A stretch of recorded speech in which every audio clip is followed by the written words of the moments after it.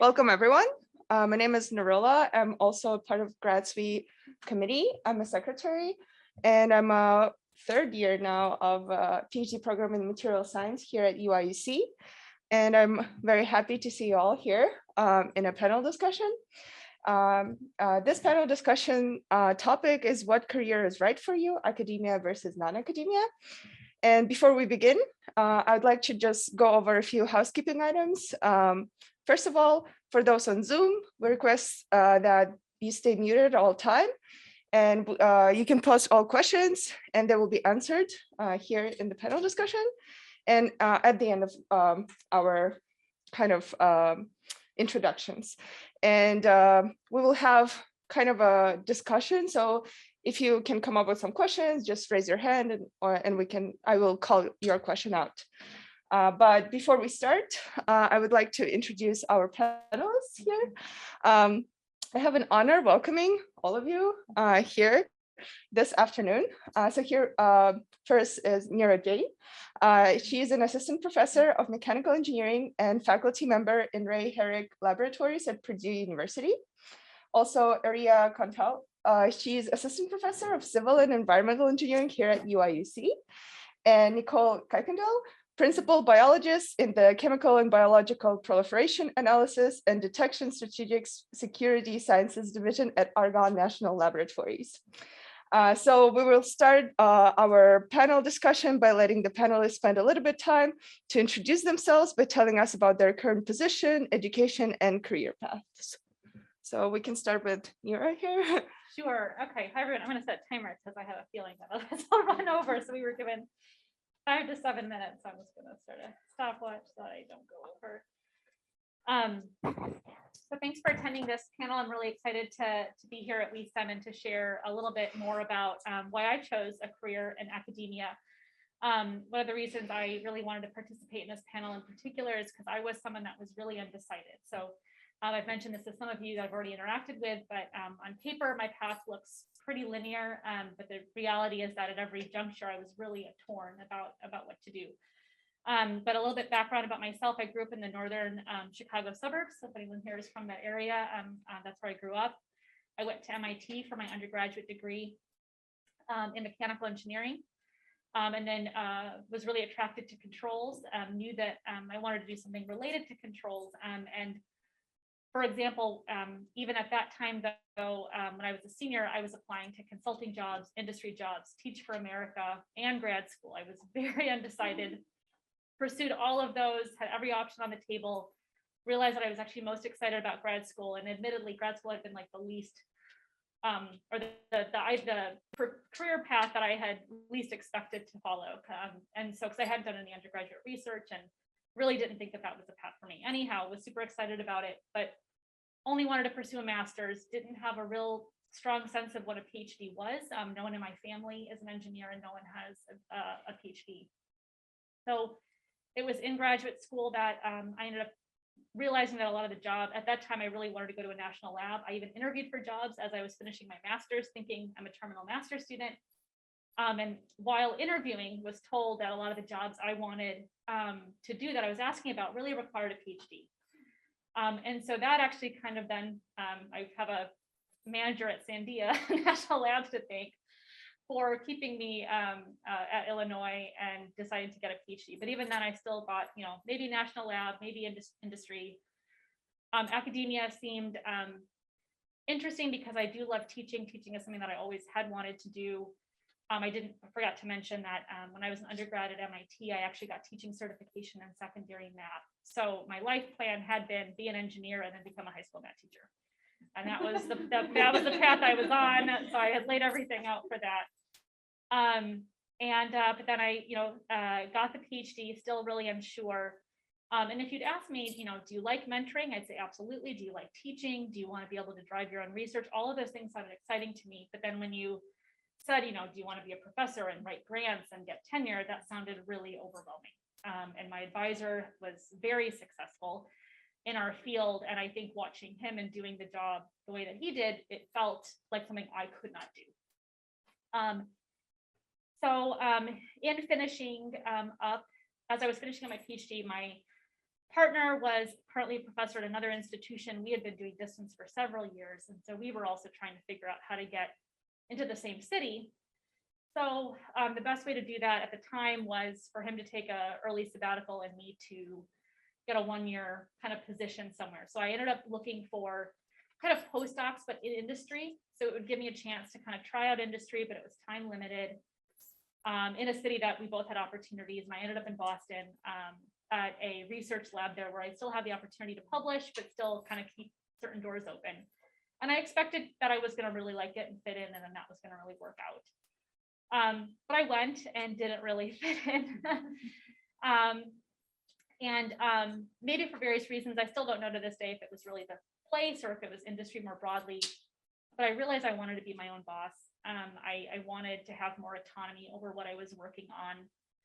And in that process, realized that the only thing that was stopping me from applying for faculty positions was just that I was a little scared. And so when I had that epiphany, I went ahead and put together my application. My advisor was very supportive and helpful. And I figured the worst thing that could happen is I don't get any interviews. But if I do, then we can keep exploring that path. And so to make a long story short, I did get some interviews and interviewed at Purdue. I was leading the search actually at the time because my husband, again, already had a faculty position. So we were talking to his institution about whether or not they could potentially interview me, but I was also applying widely. And if anyone has questions about dual career couples or dual faculty, I'm happy to answer questions about that as well. And so I led our search, got the offer at Purdue.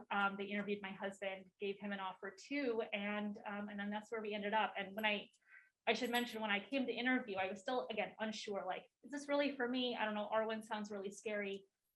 And I came and I just had a blast. I felt so good during the interview, and then I could picture myself there, and it was like the stars had aligned and like things finally came together. And I'd been searching for so long to figure out where I thought I fit in. The last thing I'll say before I'm a little over time is that in that time when I realized I didn't like where I was in industry, I did apply lecturer positions. I even thought about going full-time into science communication because I'm really passionate about that. I was all over the place. I was really struggling to figure out where do I fit in, what's going to make me happy. And the sort of more traditional R1 path ended up being that, but part of it is because one of the joys of academia is that I really get to do what I want. I have so much autonomy to explore things like, I still get to think about things like science communication. I'm really passionate about policy, and I'm now directing my career towards being able to engage more on a policy level as a professor. And so it became clear to me that being in academia was going to be a way for me to still do research, mentor students, which mentoring my graduate students is my favorite thing that I do. And to keep her, but then also to have the flexibility to come and talk to you guys, to engage in outreach that I want to engage in policy in a way that I want to. And ultimately, it was that flexibility and autonomy that was so attractive. And I feel very grateful to have landed the job that I did. I've never looked back. Thank you. Yes. Oh, Maria, you can... Oh shoot, I didn't use a microphone. Oh, it's fine. Sorry. Oh dear. Can I just go ahead? Yeah. We don't have any participants on Zoom, so Okay. Okay. I think everybody can hear you. Okay, so you're gonna see some common threads here with Neera. I kind of align on some aspects with respect to the dual career. You're gonna see some common threads here. I am originally from Greece, so I graduated from National Technical University of Athens. I did my undergraduate there. And I'm saying this because being actually an immigrant is a big part of my identity. After coming to the United States and making this decision was actually because of my mentor, because of my undergraduate mentor. He had actually graduated from Purdue. He got his Ph.D. there, and he introduced me to that graduate school field, right? He pointed out that there's opportunities for getting a research assistantship and receiving support, which was something that I wasn't really aware that is an opportunity and a potential career path. So I came to the US as a master's student at Virginia Tech. And at that time, I thought that this was it, right? 2 years getting my master's and going back to Greece. At the very same time, there were some issues with the economy back at home. So I decided that maybe this is not the best time, and I could find additional opportunities to further my education in the United States before I decide what's the next step for me. I also had a very supportive advisor at Virginia Tech who pointed out that a PhD career would be the best next step for me at that time, given all the other considerations. And I decided to pursue a PhD degree at the University of Florida at that time. I think that was great. It also introduced me to my husband. So it was a nice place to be at from a professional and personal perspective. The best thing that happened to me during that time, though, was the fact that my advisor identified an opportunity to work on a project at the National Lab, so at Oak Ridge National Lab. I got the opportunity to go there and work for 6 months on a project, collaborate with the researchers there, and actually seeing what it takes to do research in such an intense environment, an environment that is very, let's see, research oriented, a lot of deadlines, one after the other, a lot of different projects to handle. This was something that I liked. And as I experienced it, I thought that I'm interested in collaborating with people from different fields. I'm in civil engineering, I am in transportation systems, but I work on sustainable transportation systems. So I collaborate with energy systems engineers and power systems scientists and people that are working on behavioral sciences, so outside of engineering. And I thought that this is amazing because the National Lab perspective can bring all those people together working on large teams tackling Department of Energy primarily mission issues. So it seemed like the only option for me after pursuing this opportunity at Oak Ridge was to apply for a postdoc at the National Lab because I've already liked the experience and this seemed a viable option. I went ahead and applied to all the different positions at national labs at that point. That were aligned with my expertise. I got an offer from the National Renewable Energy Lab, and I stayed there for approximately 3 years. So it was a blast. It gave me the opportunity to sit back and think what I'm going to do next. It gave me the opportunity to publish a lot, to think about how my research aligns with the Department of Energy, and think about what are the gaps there. So as a faculty member now, looking back, I think that I am able to situate myself in a place that I can get funding from DOE because I had this experience. And haven't had I interacted with the program managers there in the past, I wouldn't be able to be so successful afterwards. At the time, though, given that my relationship with my partner was moving forward, and given that we were living in different states, we had to strategize in order to pursue the next step, right? So I was happy with my position, but I also was cognizant that my partner has other aspirations. He had an academic position at that time in North Carolina, and living in Denver versus North Carolina wasn't really easy to plan. We had to schedule specific weekends and summers, and think about all of these trips. Okay, so at that point, I started searching specifically positions at the place that he was at. And that was very targeted, and it seemed at that time the only option.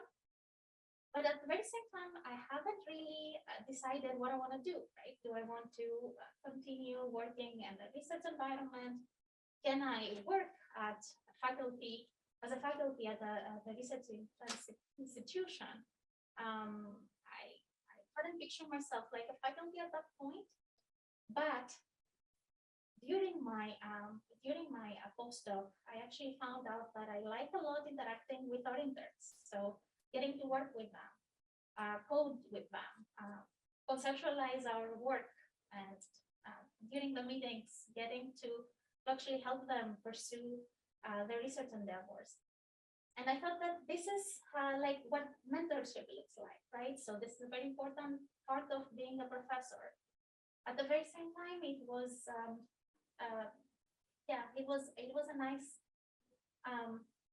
it was a nice opportunity to transition to a faculty position, but there wasn't any option for me in North Carolina, and I decided to accept another postdoc, which was, I was torn about that because I thought that in civil engineering, not a lot of people pursue 2 postdocs, one after the other. So it would have been a stretch, but it also gave me the opportunity to go there, search and understand better the region, see if there's more opportunities for me, decide what's the next step possible, while also applying to other positions and having the knowledge that I would need to advocate for my partner as well coming with me. This was the hardest part, I think, because you have to realize how your trajectory aligns with your values, with your personal and professional life balance. So I think that this was the hardest part. Looking back at this trajectory, at that time, I was really anxious and stressful on what my next step is going to be. I interviewed in various places, but in Illinois, we found the opportunity to both find a position, and this was excellent because we could pursue both our dreams.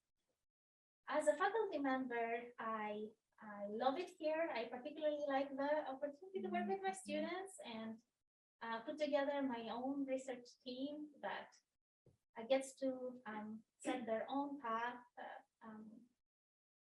And apart from that, teaching portion is really, really rewarding, particularly when you interact with the graduate students, have new ideas. They bring a lot to the table, very diverse backgrounds nowadays. So this kind of keeps you going, keeps generating new, more passionate people working the workforce of the future is a very rewarding experience. That's pretty much about my background, and hopefully we can have more time to discuss. Thank you. Nicole, you can introduce Yeah, yourself. I actually have a couple slides that it'll streamline what I talk about. I'm both privileged and also unlucky that many of you attended my lunch sessions, so have already heard some of my background. So I'll try to go really quickly. I want to start sort of the reverse, since I am not in academia. So I'll start with sort of my current position, and then it'll make more sense how I got there, because it is a very individual niche thing, and there's a reason for that. So essentially what I do with both Argonne National Laboratory as a representative of the Department of Energy is I work with the federal government very closely with the Department of State in chemical and biological weapons non-proliferation. So that largely encompasses understanding the processes and the components that go into the development and production of chemical and or biological weapons and what that looks like. If you look at the chart here, I have an example of biologicals being used for a delivery system. So whether that be a vaccine, a therapeutic, and or a weapon, the process is the exact same up until the very end point of how it is delivered. And so when looking at these processes from sort of that big picture, that big scope from the national governments, and I say that plural because everyone around the world is looking at this. And so we have to work very closely with our international partners. The only difference is intent and how it's going to be used. The process in and of itself looks the same. So all of the equipment, all of the technology, all of the things that you're using is going to be the same right up until the very end when you use it. Whether that be a non-state actor, i.e. a terrorist, or a state actor, which is funded through a government, that process is going to look essentially the same. So we have to be able to know, using technical expertise and other experts in the area, what the purpose of that is. And we need to be able to tell that before it's used. Nobody wants it to be used. So what we do is looking at the dual use of these items. So is it a legitimate reason that they're developing these things? Is it to find a vaccine? Is it to develop a new therapeutic? Is it for personalized medicine? Or is it for, illegitimate or nefarious purposes? And so my background is largely in the medical sciences and biological sciences, but then using that in the areas of biosafety and biosecurity of how you work with these things in a safe way. And are you meeting those regulations that the government requires you to have in order to work with these things? So my graduate degree was largely this guy in the little hazmat suit here. That would be me, working in the laboratory, connected to my oxygen supply, working with these things, because I worked in a vaccine development laboratory. So that's what you did. Well, having that experience and then working with it sort of on the bench side and actually doing the research myself, I saw a lot of what goes into that type of research. What's important, what do you maybe not need, what is encumbering your processes and not. And so what is keeping that researcher safe and secure, and or the population at large, how are we keeping them safe and secure from the inoculum and the delivery system? And so we sort of work on all of these things, and as part of treaty verification, so the Chemical Weapons Convention and the Biological Weapons Conventions are the two big ones. I'm actually on the U.S. delegation for the Biological Weapons Convention for the RevCon that's this coming August.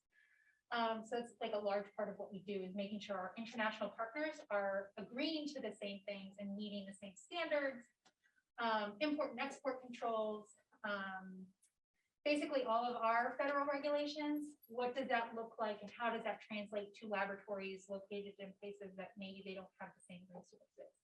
Can we help them? Do they want our help? And what does that mean for intellectual property? All of those things are sort of important in that side of things. So if you move to the next slide, who even knew this job existed? Not me. And it's certainly not when, I was here at the University of Illinois graduating my undergraduate degree. I was pre-med because I really liked science. I really liked biological sciences. I had no idea what to do with it. I thought, being a doctor, next progression, natural, I will be a medical doctor. I worked in clinical medicine in an OR as a technician and what is called a surgical services patient liaison. So basically, I needed to understand surgeries beginning to end, including anesthesia, all of the technical stuff, so that I could explain it in layman terms to patients' families. So it was basically like a condensed med school as a job. I hated it. And it's funny, I was telling some people, I realized I liked the diseases and found them more interesting than healing people. So maybe medicine isn't for me. So then I knew I wanted to use my background in science and the biological sciences and even medicine. How could I use that? So I went to work at an immunology core laboratory in industry. And I was there for about 5 years. And I loved what I did because largely what that laboratory did was vaccine development and testing. And so I was developing an assay that you could screen serum samples to see what their response to a vaccine would be. Loved my job, but if there's a very low ceiling in industry for non-advanced degrees. So at that point, I only had a bachelor's. And while I was very good at it and I was really interested in it, I was doing a job, and that was what I did day in and day out. It was a 9 to 5 and I loved it. I didn't have to worry about bringing in money or funding or anything else, but I had no autonomy. I had a job and that's what I did. And there was limited upward mobility because I didn't have that advanced degree. So similar to you all, I had a mentor that was like, no, you need to go back and get your Ph.D. if that's what you want to do, do your own research. You have the experience in the background now that you can basically walk into a laboratory and run it. So go do that. So I did, kind of. I went to medical school at Tulane University of Medicine in New Orleans, and we actually worked in the biological safety, high biological safety level laboratories doing vaccine development. So we actually developed a vaccine from beginning to end, translational application, all of that for my dissertation work. And I loved it.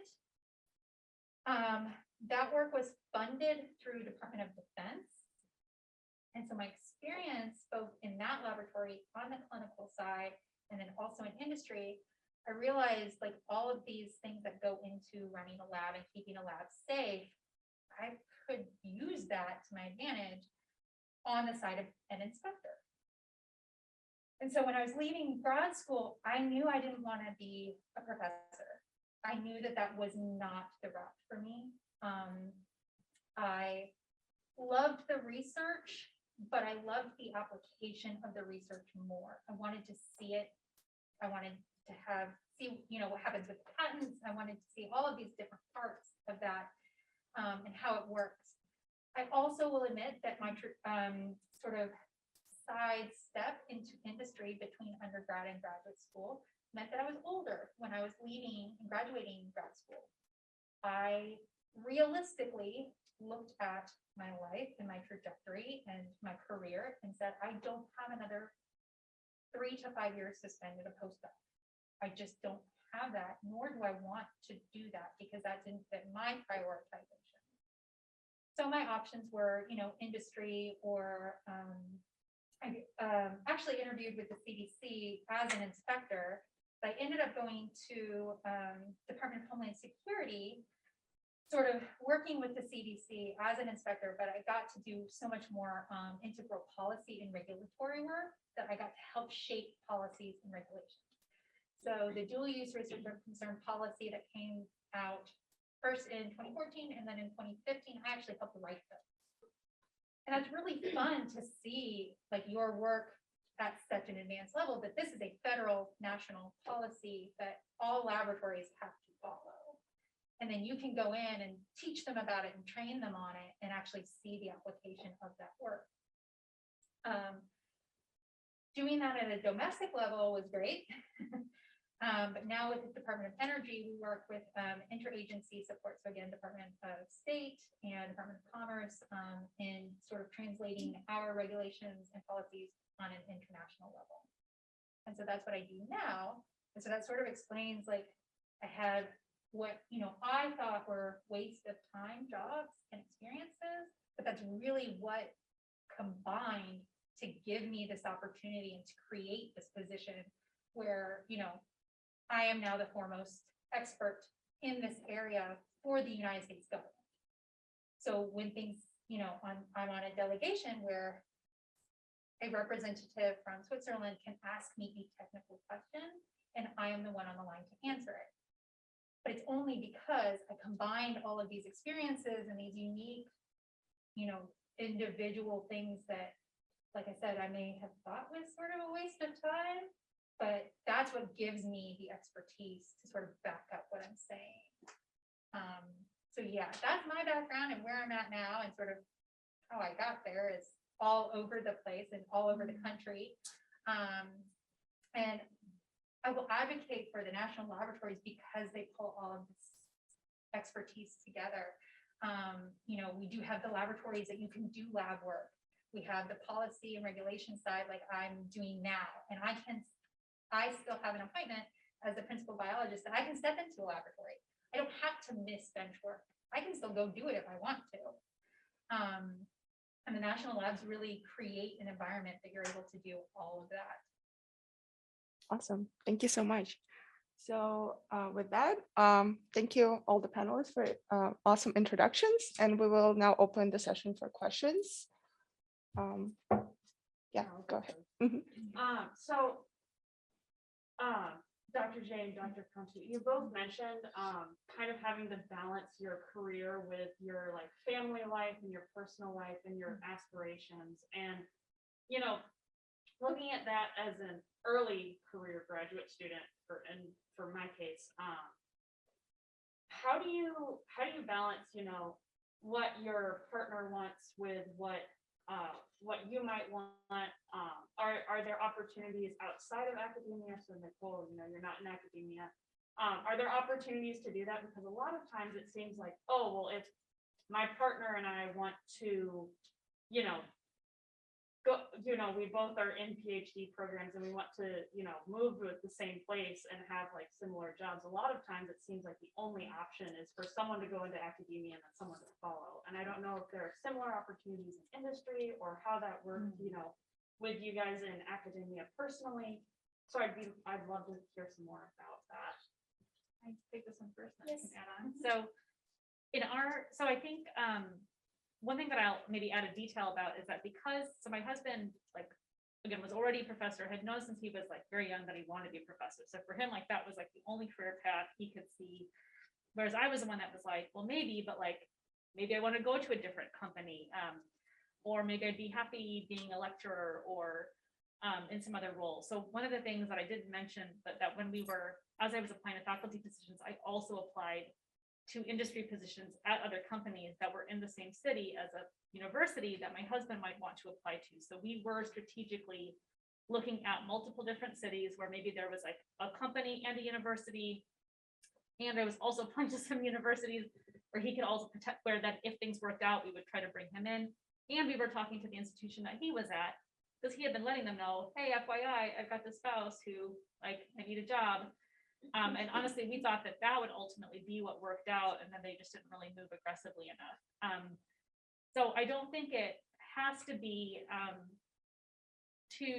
that both. So in our case, it worked out like my husband wanted to career in academia, and then I ended up realizing that this was the best fit for me too. So in our case, like, we also like both have our dream jobs. So in that case, we got really lucky that neither person really ended up sacrificing, if you will.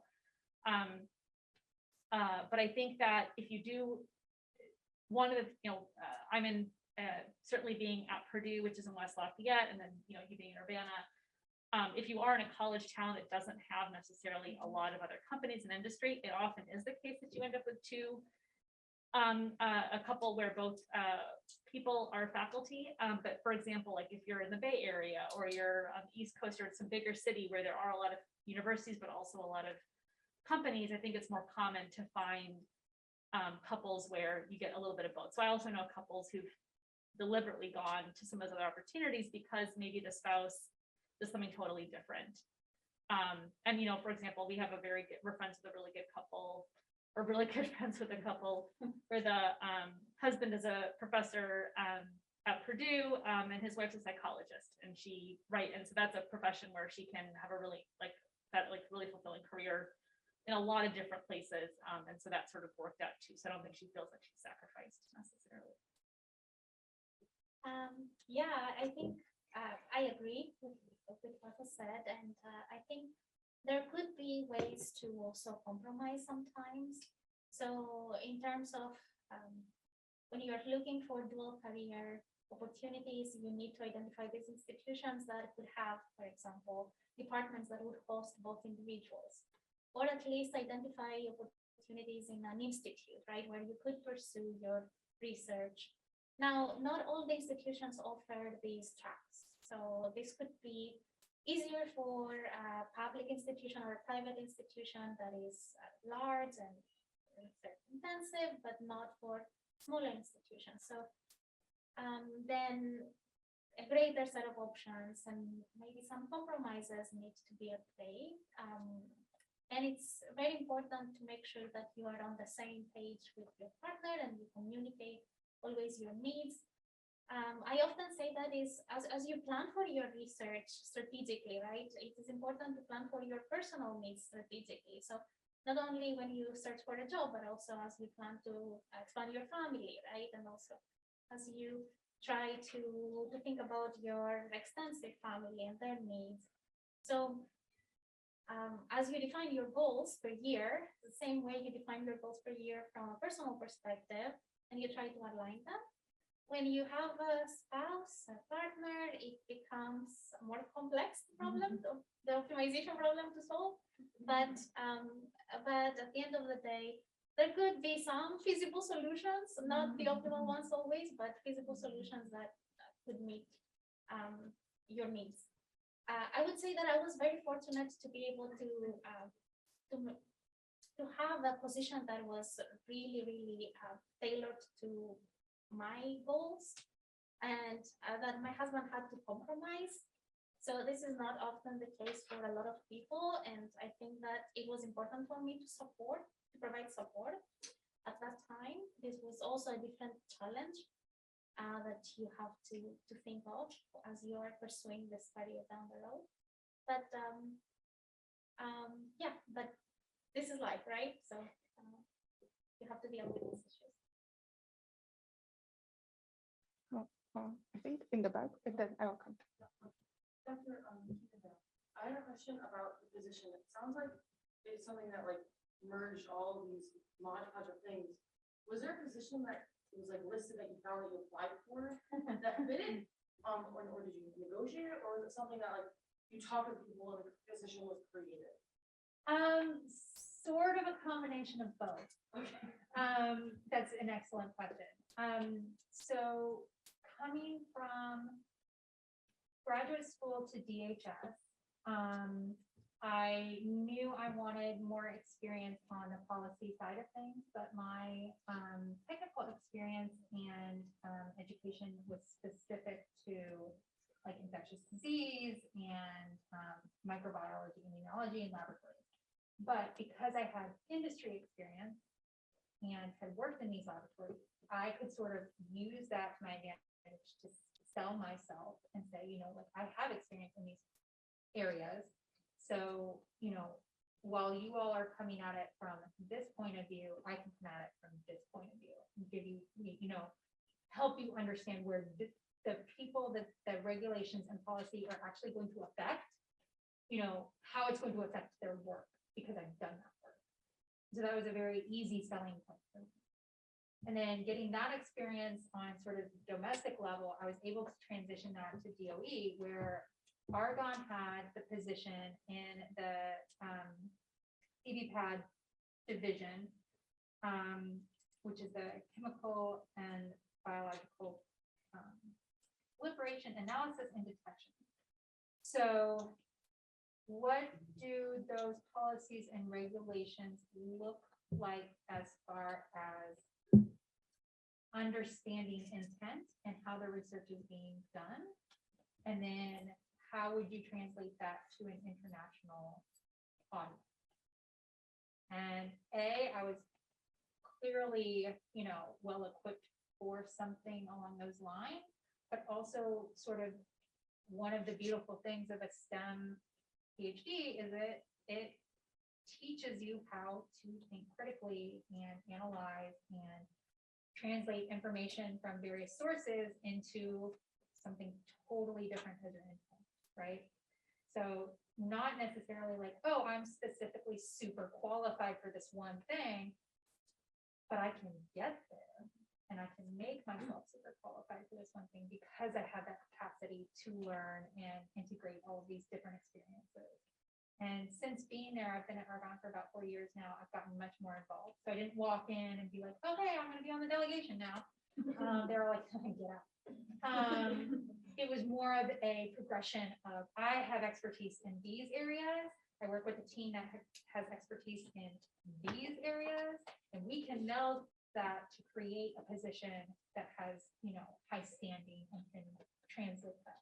So is that like the position you started with, like when you're like in the hiring process, you're like, this is what I'm wanting to work towards, here's how I see myself working towards that. Nope.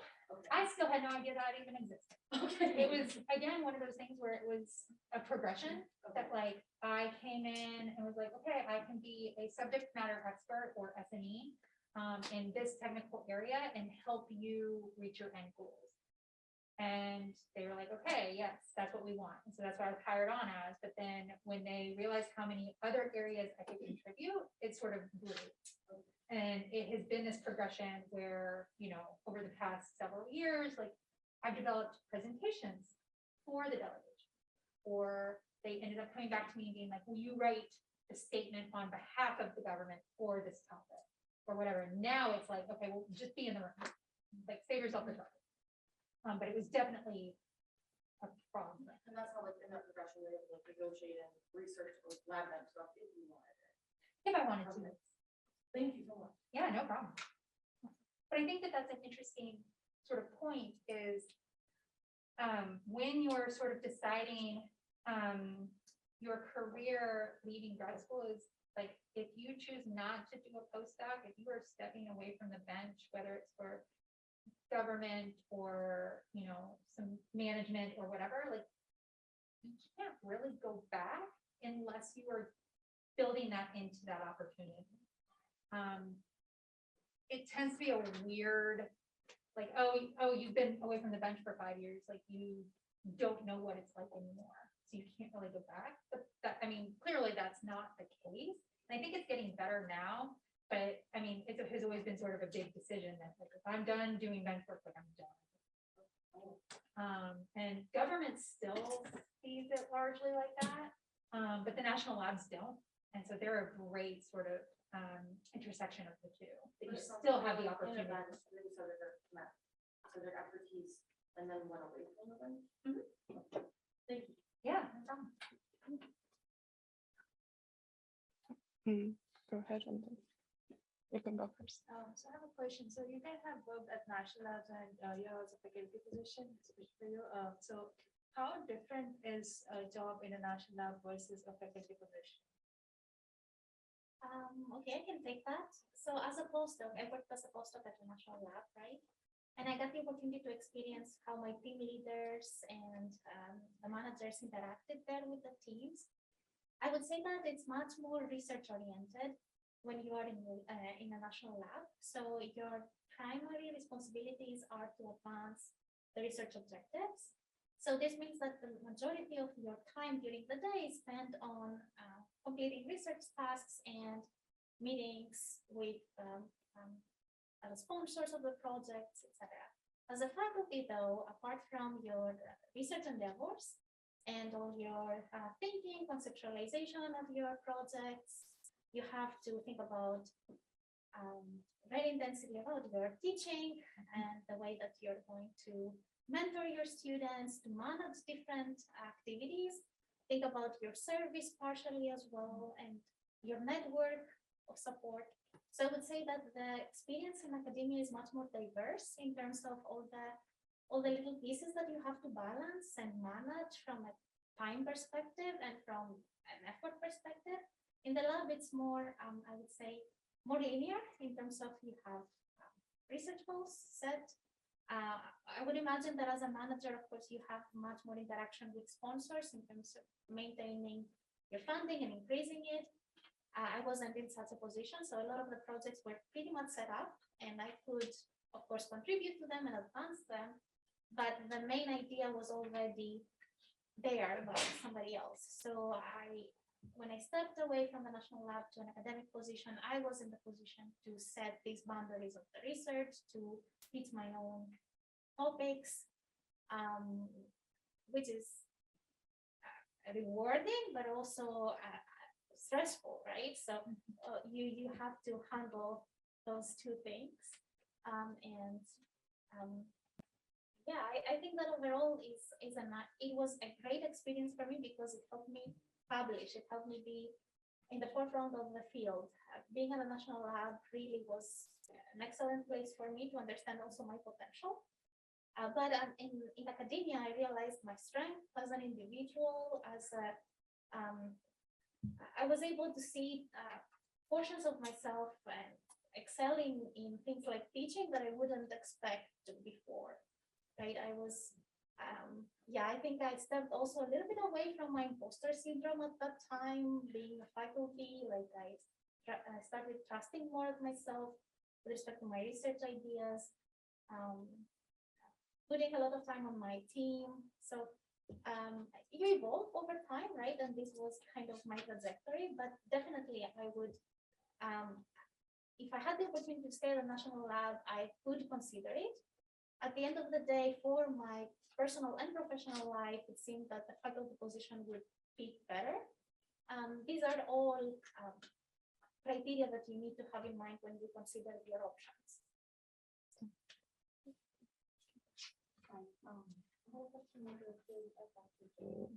So you mentioned that you sort of went between several different things you were trying to figure out where you fit. And I was wondering how you sort of managed the transitions that you sort of made, because you went sort of from academia a little bit, and then you ended up coming back as a professor ultimately. And I feel like big transitions like that can be really intimidating to initiate. Sure. So the transitions I made weren't actually, maybe they weren't too drastic in the sense that position that I had after graduate school, my title was visiting member of the research staff, so I would get like paid a lot better than a postdoc, but it was kind of like having a postdoc in industry.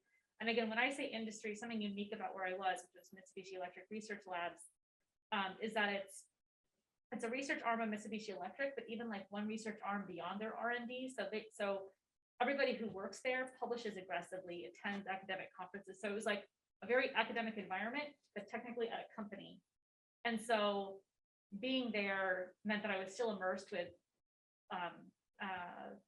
still publishing and engaged, and it was only 1 year. So to apply to faculty positions from that position just looked like I was applying from a postdoc. So from that perspective, and I did that somewhat strategically because it does, if I had taken maybe a bigger step away or something like that, maybe it could be harder. But typically, in general, I would say doing anything for 1 year, 1 year is not a long time. So you can I don't know if you guys do, but I would say you could do something for a year and go right back where you were. Like, it's when you get to like 3 years plus that people start to be like, now you've been away for a while. But 1 year, it's not a big deal. So I don't know if that answers your question a little bit or not. Last question. Yeah. If you think that academia might be the world for you, how do you kind of overcome like the imposter syndrome with it, or just like gain the confidence to actually sort of align your career goals to aggressively pursue that? I'll let me take this one because I did have, I guess, have a lot of imposter syndrome. Part of it was breaking it down into the steps for me, at least, of, well, if I don't apply, I'll never know. That's kind of went through my mind. I realized I was hesitating to just even apply. And so I was like, well, I can put together an application like that. I know how to do. So it's an extra effort in terms of time. But, if I never applied, then maybe I could have done it and I just didn't know. So having broken it down into that and then sort of waiting to see, do I get interviews? That sort of helped that along. And one thing that I'll also share is that I got the interview and then I had a lot of imposter syndrome about the interview. I was admittedly really, really nervous. And in our case, I did feel a lot of weight on my shoulders. So I didn't have a ton of interviews. And, me getting a position was really important to then being able to help either have my husband follow me where I went, and or this is another thing that happens in academia, convincing the institution that he was at that they should hire me. There's a little bit of a weird game that happens in academia where, again, I was clearly qualified. The university he was at, I feel like should have really wanted to hire me. But they waited until after I had the offer from Purdue, which is higher ranked than the other institution, to say, oh, wait, okay, sorry, we'll interview you now. And then by then they didn't give me as good of an offer as Purdue had. But strategically, oftentimes this happens where you have to sort of have an offer to get an offer. And so, pardon? The vicious cycle. Yeah. And so, so where was I going with that? Oh dear, I lost my train of thought. Oh, okay. Sorry. Oh yeah. So what I did, so there was a lot of pressure to like really nail this interview. And one thing that ended up happening very fortuitously for me, I was in Boston. That's where Mitsubishi Electric was, in Cambridge actually. And I had gone to MIT as an undergrad, and then being back in Cambridge, I had integrated. There was like a women's network and stuff, so I was going to a bunch of events. I ended up going to one where there was a woman there who actually does like PhD coaching. So she actually she got a PhD in pharmacology from MIT, and then realized that she didn't, and then did a postdoc, and then realized she didn't actually want to keep being a pharmacologist, but she was really passionate about helping people in your shoes figure out what they wanted to do. And she actually started her own consulting firm and doing mentoring and helping graduate students, particularly in the last year of their PhD, get through their dissertation and so forth. To make a long story short, we were talking and she ended up coaching me for 4 weeks for my interview. And it was something that I spent money, I paid her for the service, and it was kind of a lot. It was something that I don't think I ever would have done, but we talked about it, and I felt like, I think I really need this. And I'm really grateful that I did, because I felt really prepared for my interview. But she really helped talk me through some of the things that I was really struggling with, helped me identify that part of why I was procrastinating was that I was really overwhelmed and kind of scared about failing. at the interview.